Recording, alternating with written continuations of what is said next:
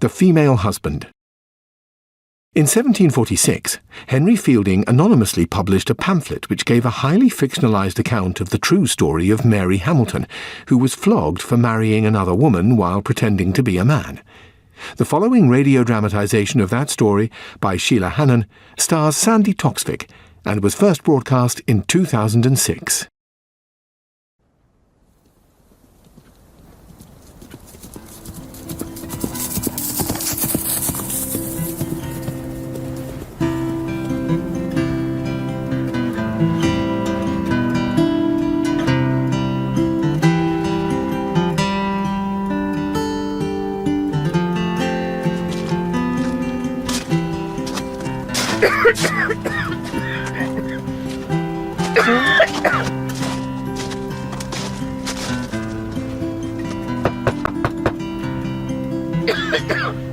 Oh, little did my mother think at night when she cradled me that I would come so far from home, so many a land to see.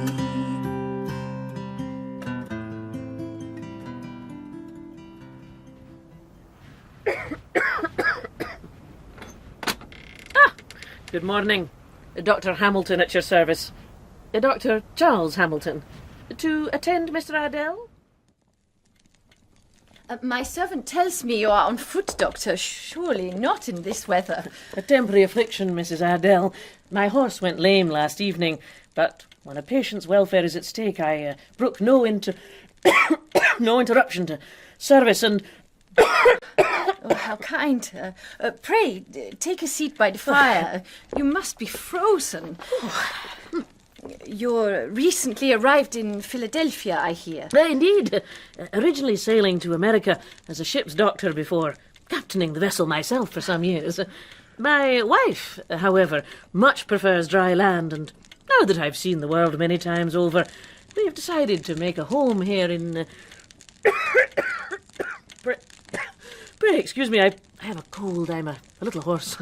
We're without a doctor since the autumn, so your presence here is particularly welcome. Mrs. Ardell, the health of Philadelphia is about to improve significantly. An invariable outcome when I establish myself in any locality. Grand fire. My husband, I fear, has a broken arm, yet rode out on plantation business early this morning, as usual. He knows you are expected and will, I'm sure, return shortly. You are concerned about him, aren't you? How did you know? I can tell these things. There's no need. In England, my fame as a bone-setter spread so far, carriages were sent considerable distances in the hope I would attend. My husband's family are from England.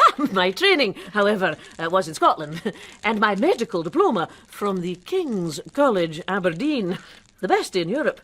When Dr. Hamilton's famed Connobier of Health opens in the spring, it will supply every woman's every need for miles around. May I get you some tea? Thank you so much. We own a few precious English books and pamphlets, Doctor.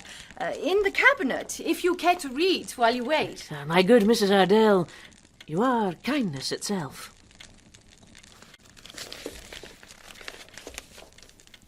The Female Husband, or The Surprising History of Mrs. Mary, alias Mr. George Hamilton. What? Who was convicted of having married a young woman of Wells and lived with her as her husband. What's this? Taken from her own mouth since her confinement. My God. Henry Fielding. It's Henry Fielding's pamphlet. Quoque id mirum magis esset in illo. Femina natus erat. Ovid. Metamorphosis. He quoted it at me and I gave him an instant translation. The really amazing thing about him was he'd been born a woman. Monstri novitati moventur, quisquis adest naretque rogant. Strangely moved by this monstrous oddity, everybody wanted his story. My Latin was excellent, so of course he had to correct it. You were very rude, Henry Fielding. But that was the tip of the iceberg. London. Printed for M. Cooper at the Globe in Paternoster Row, 1746. Anonymous. But I'd recognise that prurient, literary toff's tone anywhere. So, what did you write about me, Henry Fielding? That propense inclination, which is for very wise purposes implanted in the one sex for the other, is not only necessary for the continuance of the human species, but is, at the same time, when governed and directed by virtue and religion, productive not only of corporeal delight, but of the most rational felicity. But if once our carnal appetites are let loose, without those prudent and secure guides, there is no excess and disorder which they are not liable to commit, nothing monstrous and unnatural which they are not capable of inventing, nothing so brutal and shocking which they have not actually committed.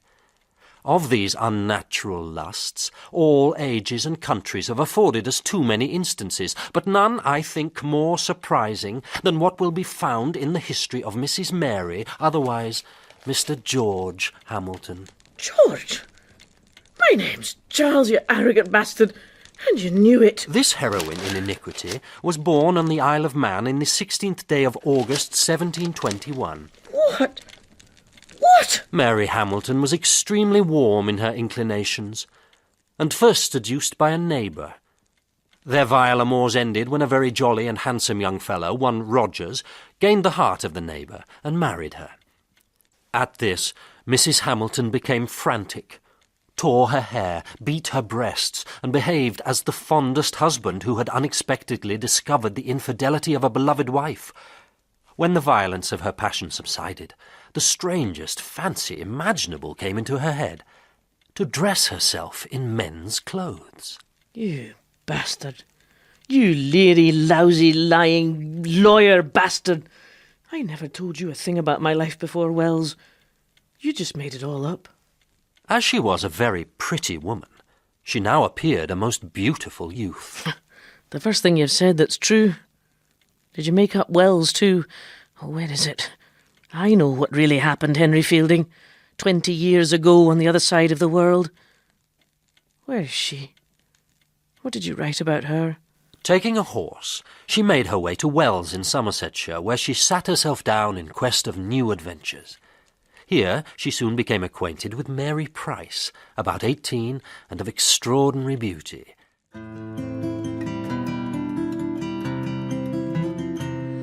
My mother called was Mary, in Wells another 3. There was Mary Creed and Mary Price and Mary Hamilton me.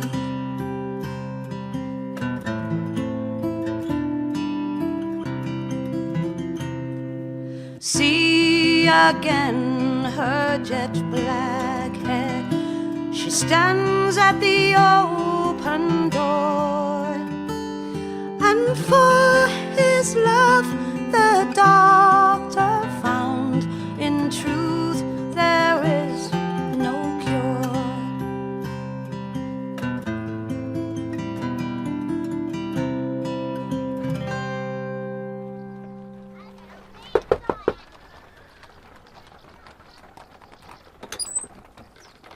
Yes? Good morning. Dr. Hamilton at your service.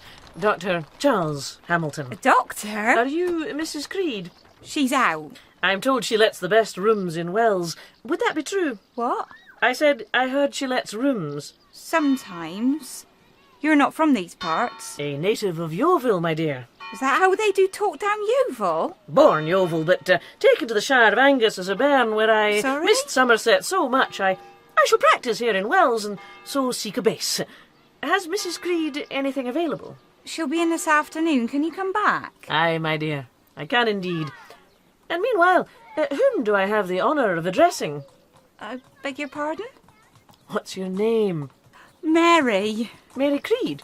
She's out. I told you. Then Mary what? Oh!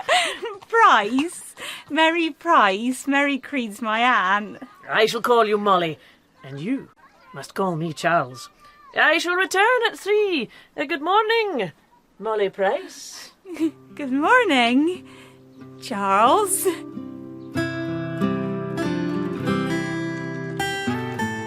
Mary Price. And your pox-ridden whore of an aunt who used you as her unpaid servant and let me a pair of rooms at the upstairs back. Ravishing Molly, with the big black hair, who helped me with the stall at the Charter Fair and did my washing. You saw her, Harry Fielding. You were there at the trial. I hope you did my Molly justice. The doctor showered her with letters, which conquered the unexperienced and tender heart of this poor girl, who never before felt those sensations we call love. What terrible, shameless, filthy rubbish is this? Her replies were so distant and cool. The woman of the strictest virtue and modesty in England might not be ashamed of having writ them. Writ what? She couldn't write. The doctor received hers with all the ecstasies any lover could be inspired with, and his Molly at last consented. Wells to Glastonbury, Glastonbury to Shepton Mallet. I had stalls at all the fairs, Dr. Hamilton's cornobia of health. And as word of my fame spread, they sent for me from miles around. June 1746. The sun shone hot, and Molly Price started travelling and working with me. What shall I do, Charles? Put the folding chairs out. The bottles go on one side and the boxes on the other. The handbills in the middle with a stone on top. There's quite a breeze. When we take them round, you can start learning how to do it. You're very clever, Charles. You can do so many things. My dear, you don't know the half. Read the handbill out as we go round the market and you'll soon know it by heart. Dr. Hamilton's female pills. They cleanse, purify and cause a free circulation of the blood when in a manner stagnated. Really, carry on. I can't. No, you'll soon get used to it. Go on. No, really, I can't. My dear, can't you read? Yeah, well, some, but that word. Obstructions. Open those obstructions which virgins are so liable to, and bring nature into its proper channel, whereby health is recovered, and the patient that looked like death restored to a lively complexion. They are the best medicine ever discovered for young women when afflicted with what is vulgarly called the green sickness, which 2 or 3 boxes will certainly cure. Oh, don't worry. I'll teach you to read. And here he is, the celebrated quack. Good morning, Dr. Hamilton, at your service. Dr. Charles Hamilton. Welcome to my cornobia of health. And who prays the raven-haired beauty? Allow me to introduce my assistant, Miss Mary Price. How do you do, gentlemen? Would you care to sit down? Thank you. We'll stand. We've been looking for you, Hamilton. I'm deeply flattered. We've heard all about you. My fame spreads far and fast, 'tis true. How may I be of assistance? What sort of accent's that? Do your medicines work, Hamilton, or are they coloured water and arsenic? He's a quack. My particular specialisms, gentlemen, for I am indeed a specialist, and my diploma and royal testimonials may be viewed over there, are bone-setting, women's ailments... Hear that, Gould? He specialises in women. In women. Is he a Methodist? Are you a Methodist, Hamilton? A Methodist preacher? In disguise? Perhaps you should introduce yourselves, gentlemen. Who are you? Who are you, Hamilton? Because John Masters, one of His Majesty's Justices and Mayor of Glastonbury, is very interested, aren't you, Masters? Indeed I am, as is Henry Gould, Countess leading lawyer. We've both been watching you, and And we don't like what we see. We don't like it at all. You're not what you seem, Doctor. We know that. Listen to this. Dr. Hamilton's female pills are likewise equally proper for married women, unless when with child. So, we know what they're for. Ingratiating himself with women. Are you a man midwife? More midwife than man. Selling dodgy potions? Look at him. Looks like a woman himself. Who's that opera singer? Effeminate Italian. Covered in embroidery. Look at the The wig. coat, the cuffs, the cane. The doctor's dressed to kill. Farinelli. Thank you. What? Castrato. Pardon? The opera singer. Keep up, Masters, keep up. After much deliberation, Mr. Masters, my considered diagnosis is that you are suffering from the piles, if I may make so bold. Well, the By devil Jove, didn't know absolutely that. right, isn't he, I've Masters? rarely seen anyone more in need of Dr. Hamilton's infallible nostrum. Be very careful, Hamilton. You're not a Jesuit, are We you? know you're something. We're just not sure what. But we'll find out, you can be sure of that. Because we don't like you. And we don't want you either. Not in Glastonbury. Not anywhere around here. So we're advising you to move on. Very quickly. And to keep moving. Till you're a long way away. A very long way. If you know what's good for you. Get the picture? If you're not going to buy anything, gentlemen, there are plenty who will, and you're putting them off, so I'll bid you good day. Madam, welcome to the cornubier of health. I see you looking at my famous... I should have heeded the warning and left then. But I couldn't. It was too late. I was in love. And within the month, we were woman and wife, married by the Reverend Robert Kingston at St. Cuthbert's Wells. My bed, it was so fine and soft. The spices, they were so fine, that out of it she couldn't lie, while she was scarce 16. The newly married couple greatly increased the fondness they had conceived for each other. Fondness? We were in love, in lust, in all stations in between. Worked together, played together, slept together, travelled together, loved together, and laughed together at everyone and everything. Fondness, Fielding, we were ecstatic. 2 months passed in this manner, when the doctor was sent for to Glastonbury to a patient, for the fame of our adventurer's knowledge began now to spread. We were working Glastonbury Market when I got a message. The bailiff at nearby Sharpham Park had broken his arm. They'd heard I was the best bone-setter in Somerset. They'd sent a carriage. 4 o'clock, Saturday the 13th of September, 1746. The market was just about finished anyway. We shut up shop and got in. The seats, Charlie, look at the seats. Crimson velvet. To match your cheeks. I've never been in a carriage. Where are we going? Sharpham Park, he said. Who lives there? You, if you want, Lady Hamilton. We're doing so well, I'll buy it for you. Will it be very grand? Do I look all right? The perfect doctor's wife. Except What? Except for what? You're a bit too perfect, my lady. What do you mean? We don't want to scare them. I'll have to rearrange you a bit on the way. Dr. and Mrs. Hamilton to Sharpham Park, my good fellow. Drive on. Oh, Molly, my beauty. Meanwhile, in Wells, Mary Creed, the poxy aunt, had been snooping. We still stayed there occasionally, but she hated me for taking her unpaid servant. Oh, gosh. Mayor Masters and leading lawyer Gould, the double act, put her up to it too. And Robert Kingston, sodomite curate of St. Cuthbert's, who had his own reasons for wanting rid of me. Oh, really? Oh, I've always wanted to... Masters and Gould, the sodomite Kingston, and later Henry Fielding, surrounded by men I didn't know, telling me what to do. Who'd be a woman? I'm amazed so many go through with it. The first thing the poxy aunt found were hairs in the bed, long and yellow. Mine. That told her I didn't shave my head under the wig, which made her even more suspicious. One morning, I forgot my bag. I was back within the hour, but I'd left it unlocked, and she found things she shouldn't have. Scuttled down the road to the sodomite who told the double act, and the cat was, literally, out of the bag. Of course, I didn't know that when I got in the carriage. I thought I was going to set a bailiff's broken arm.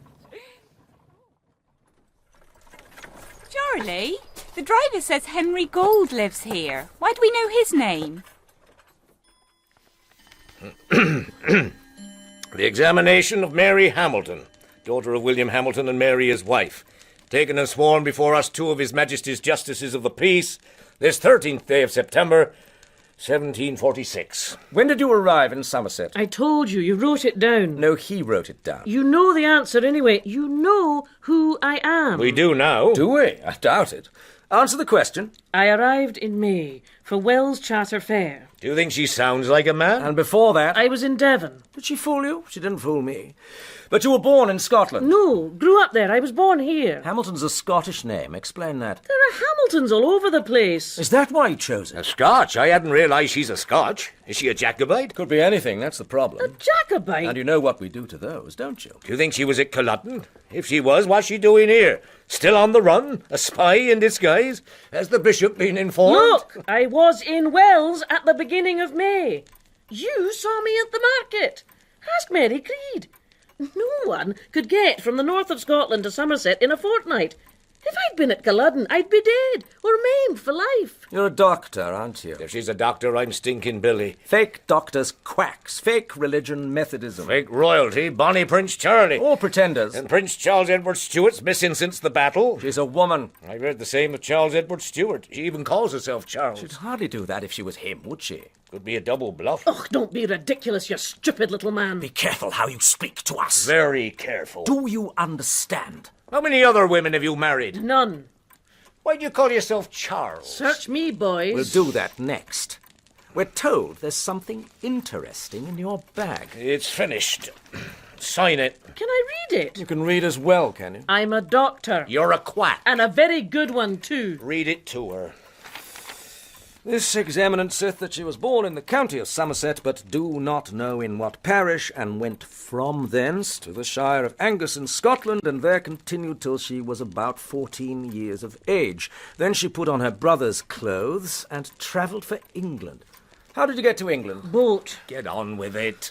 Entered into the services of a mountebank and continued with him about 4 years, and then set up for a quack doctor herself. At length she came to Devonshire and thence into Somersetshire in the month of May. If I sign, what happens then? After you sign it, you're tried at the quarter sessions. Have you appeared in court before? No.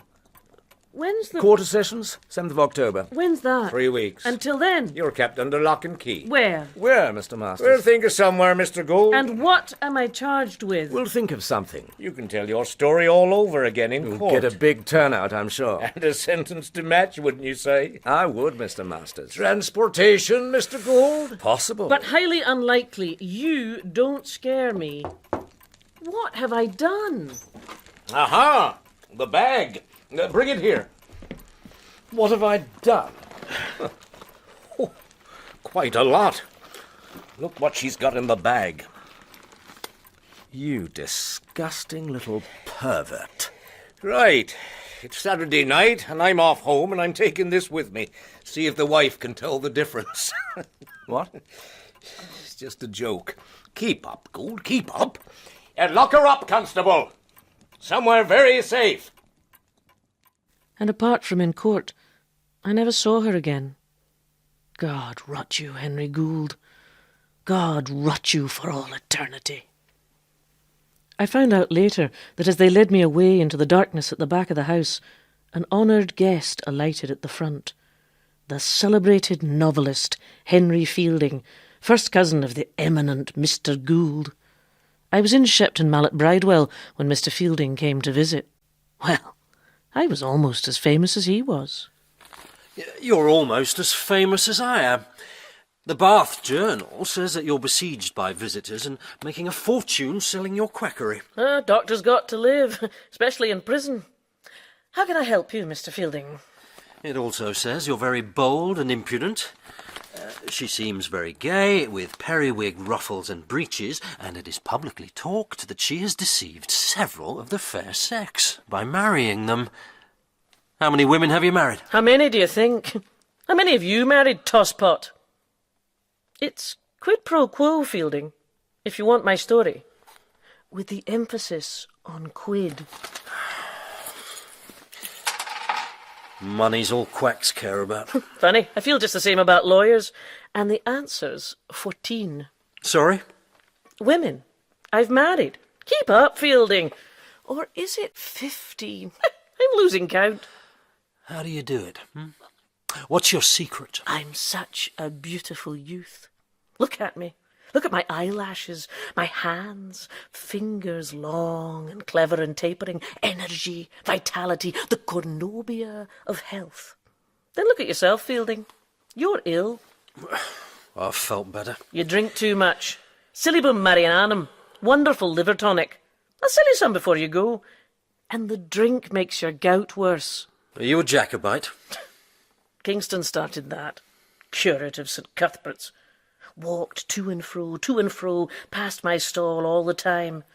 I knew what he wanted. You've got to admire his taste, though, haven't you? I went to see him in the church. It's cool and dark, and I'm looking up at him, and suddenly his hands are in my... I gave him a nosebleed. Said if he didn't marry us, he'd regret it. Well, she was underage. Wouldn't sleep with me unless I married her. I mean, man to man, Fielding. What's a chap to do? Was it the same with you and your wife? The curate of St. Cuthbert's, a sodomite. On my Hippocratic oath. I thought only Methodists did that sort of thing. A sodomite and a worried man. So he goes to the bishop to cover his back and tells him I'm a Methodist and a Jacobite. Now, the Bishop of Bath and Wells is actually a government spy. Oh, you didn't know that. So now you're wondering whether it's true or not, aren't you? And if it is, how could I possibly have known? I can tell. Oh, it's true, all right. I'm good, aren't I? The bishop sits up half the night decoding secret messages intercepted between Jacobites. I have to say, Fielding, I've never known a place so riddled with fear as Wells. And between the spy and the sodomite, I was stuffed, so to speak. By the way, your money just ran out, so we'll talk about you now. What do you write? Plays, till they stopped me. Journalism, novels... A mixed portfolio, and the law, of course. That's not why I'm here. It's why I agreed to see you. Well, what do you want to know? How to get out of here. What are you charged with? I don't know, and my arrest was a set-up at Sharpham Park. You know it well, don't you? Fine. If you won't talk, I won't either. I was born at Sharpham. So I heard. My uncle's recorder of Glastonbury. Henry Gould. And you can't get me out of here. More than my life's worth. You could try invoking Cook upon Littleton. What's that? Don't patronise me, Fielding, if you want my story. So, Cook upon... Littleton. Note, it hath been resolved by the justices that a wife cannot be produced either against or for her husband, quia sunt duae animae in carne una. Because they are two souls in one flesh. You know Latin? I'm a doctor, my good man. You're a woman, my dear girl. Don't be ridiculous. What did I just say, you punk? And it's being a woman that is ironically your big problem with Cook upon Littleton. A wife can't give evidence against her husband because it might be a cause of implacable discord and dissension between them. So if you were a real man, Mary Price couldn't say a word against you. But as you're not, she can. And indeed, it's the very fact that you're not that's precisely the reason she will. Pardon the legal jargon, Doctor, but I suspect you're buggered. Well, I will, however, reflect upon the matter and inform you if anything comes to mind. I also have the Gould's ears, and those of any number of others, including jurors, to recommend clemency, leniency, or any other C. Now...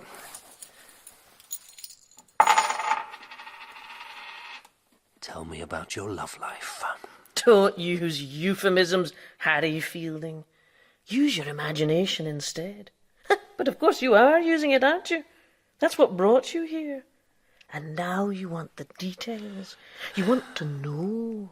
What sort of creature is it underneath these clothes? What does it actually look like? And what does it do? Is it an it? Or is it a woman? Is it a woman with extras? A woman that's almost a man? A woman that's more than a woman? Now there's a thought. I suppose you'll use me in something, won't you? I tell you what, you can make me the hero of your next novel if you like. Study me carefully. Remember me just as you see me now. Handsome, dashing, clever, big-hearted, imaginative. I'm the one that gets the girl. But mysterious origins.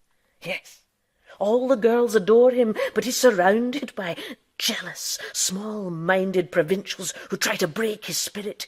He has to endure countless trials, many heart-stopping and heart-breaking adventures, and he so very nearly gives up.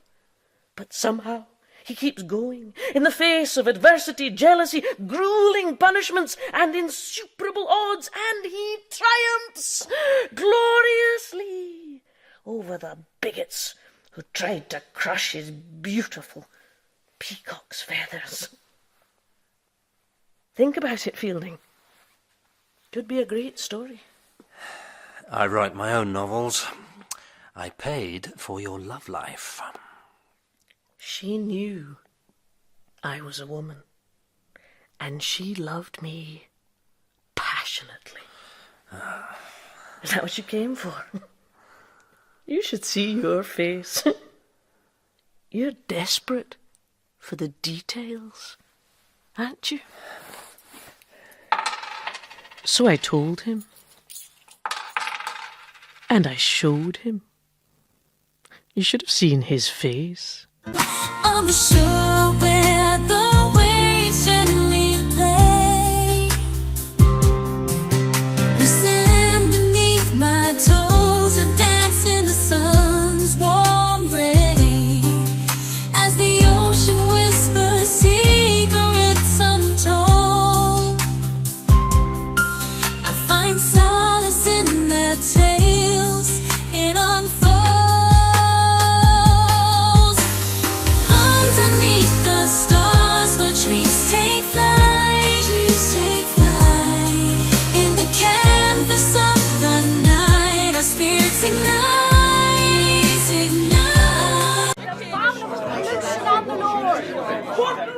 Taunton Quarter Sessions will now hear the case against Mary Hamilton.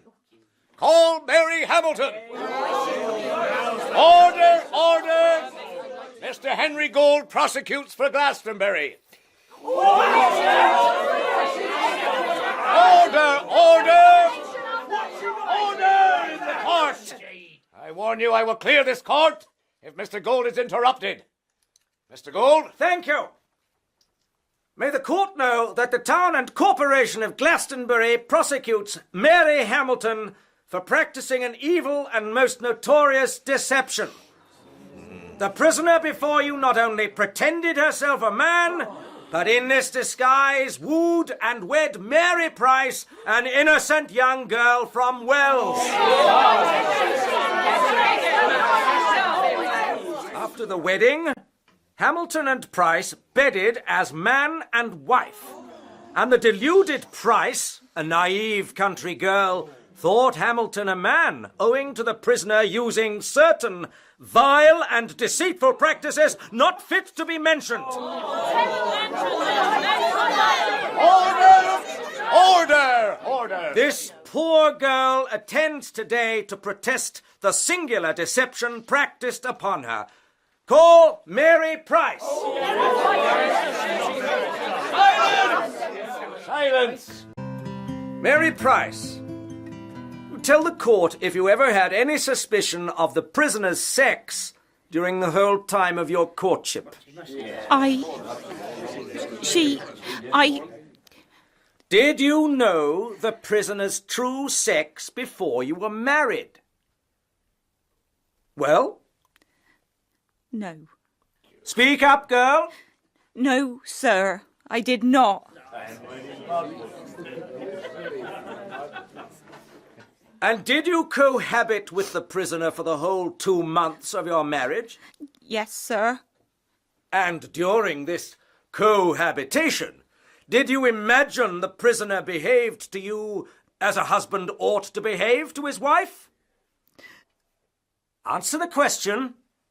Sir, I did imagine so. Please, sir, can she go?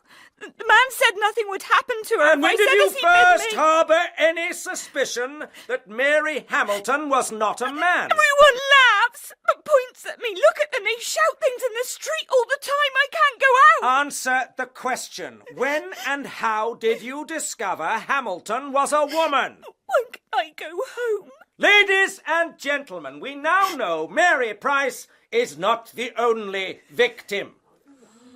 For this evil deceiver, pretending herself a man, has married before.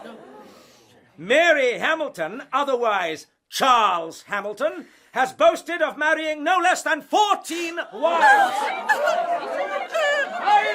Silence! Silence! Or I'll clear this court. Mary Price, answer the question. At any time during your cohabitation with the prisoner, did you know her to be a woman? No!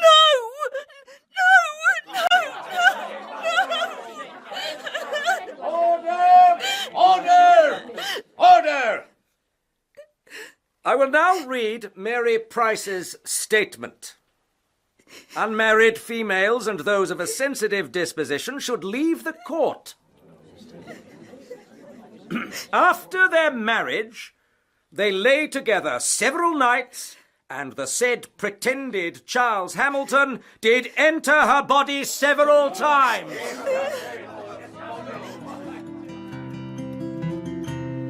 When Mary Price came into court, she could not look at me.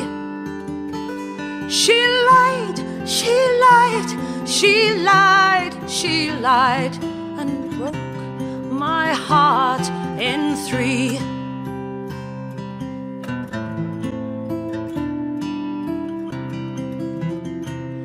The sentence just was then pronounced, a lesson judge for all.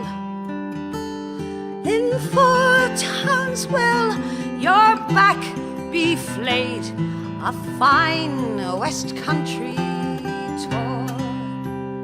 Can there be a sentence harsh enough for such a vile impostor, such an uncommon notorious cheat? Mary Hamilton, for this base and scandalous crime, you will be punished in the severest manner the quarter session can. You will be continued as a vagrant for 6 months to hard labor, and you will be publicly whipped. Here in Taunton, 4 days from now on the 11th of October, a second time on the 1st of November at Glastonbury, the third on the 22nd of November at the City of Wells, the fourth at Shepton Mallet on the 19th of December.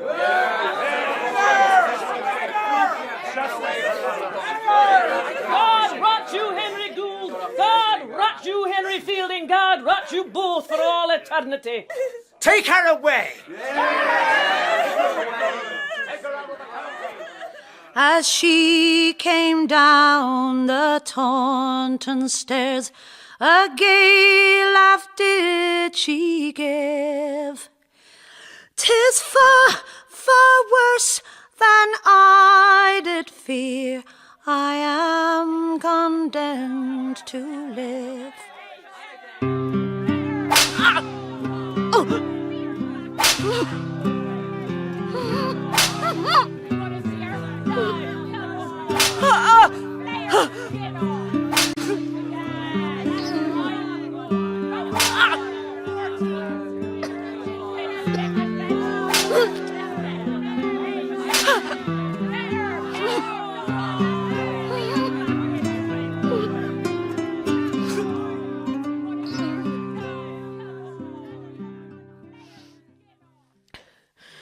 People survive all kinds of brutalities that should kill them. Then they make another life. I was released just as Fielding was impregnating Mary Daniel, his cook. When he married her at 6 months gone, there was a terrible scandal. In 7 years, his cook, maid, wife bore him 5 children, the last 5 days before he died of cirrhosis of the liver. She probably nursed him at the same time. He died 8 years to the day after my trial. Good luck, Mary Daniel. Good riddance, Henry Fielding. Your life's recorded in great detail, but your pamphlet's all that survives of mine. Apart from me, of course. 20 years later, I'm still living it.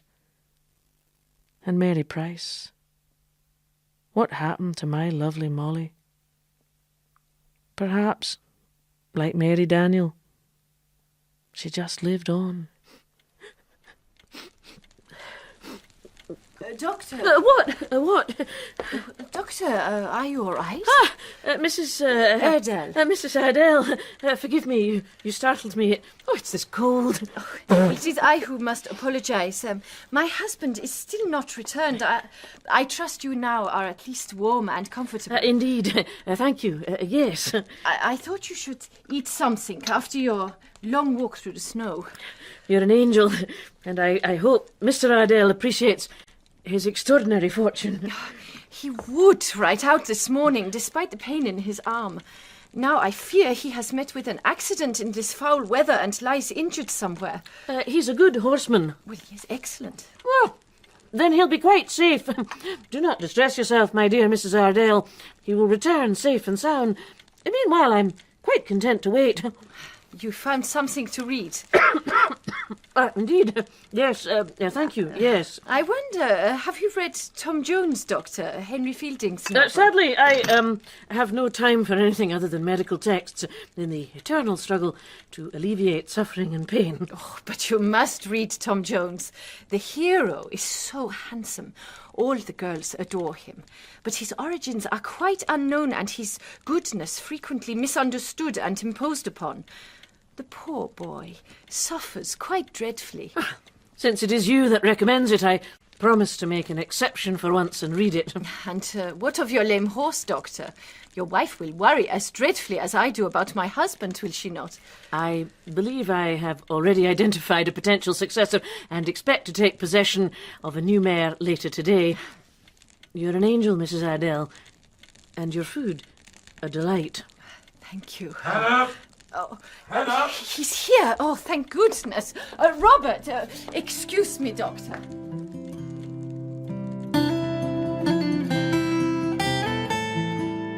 He's been here these 2 hours. I insisted on his eating something, Robert. And at last, Doctor, here is my... Doctor? Well, how strange. Dr. Hamilton? Well, he's not here, and yet he was sitting right there. Where can he have gone? Oh, little did my mother think at night when she cradled me that I would come so far from home, so many lands to see, so many lands to They've put it in the paper, Robert. Listen. Taken last week from the plantation of Robert Ardell, Philadelphia County. A small dark brown mare, 2 years old, with a large star in her forehead. She was taken by a person who called himself Charles Hamilton, but perhaps may change his name. A small-built person, long-visaged and very full eyes, wears his own hair. He pretends to be a doctor, and he says he has been captain of a vessel for some years past. He is very talkative and apt to frequent taverns. Any person that secures the mare and the thief, so as he may be brought to justice, shall have 40 shillings reward. It's freezing again. The doctor had a dreadful cough, Robert. I wonder where she went.